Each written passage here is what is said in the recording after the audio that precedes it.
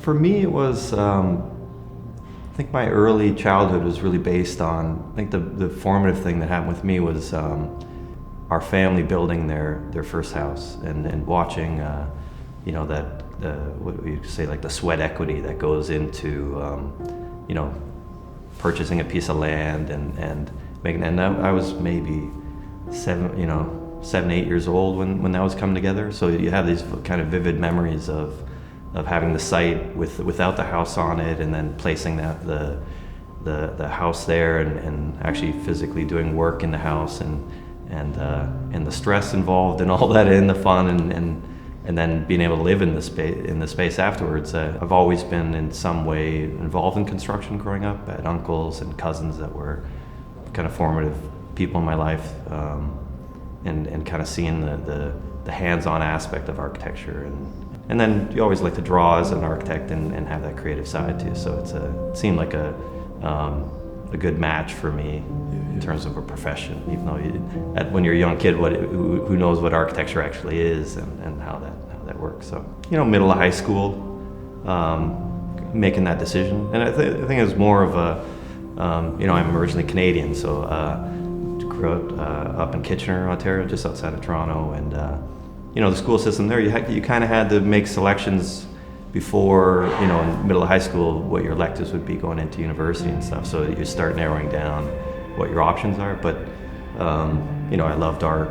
I think art and architecture, such an important component, right? Having a beautiful space, but having an object or a painting or something that lives inside of it is, it cranks the architecture up one more step. So that, and the aspect of drawing, and I think the physical commitment to it. When early on the construction jobs that you'd work as a young kid was literally take this pile of gravel and move it with this wheelbarrow to the backyard, right? And that was like a Saturday for me, right? I think you learn a little bit of what the physical aspect of what it takes, and then learning the craft of honing down a detail to really make it into something that simple yet effective. And I was a total guitar, I was electric guitar, which was my thing. Played in a band, but yeah, music.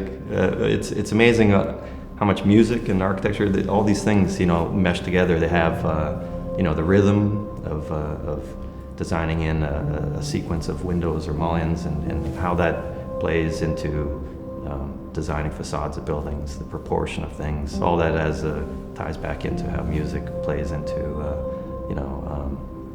the balance of life and how that works out. So. It was truly a pleasure speaking with Michael from MDAS Architects. Thanks for watching AL13 Showcase, featuring architects in your city doing their best work to make your city a better livable place. If you enjoyed this video, make sure to give us a like, tell us what you liked about it in the comments, and for more weekly content, make sure to hit subscribe.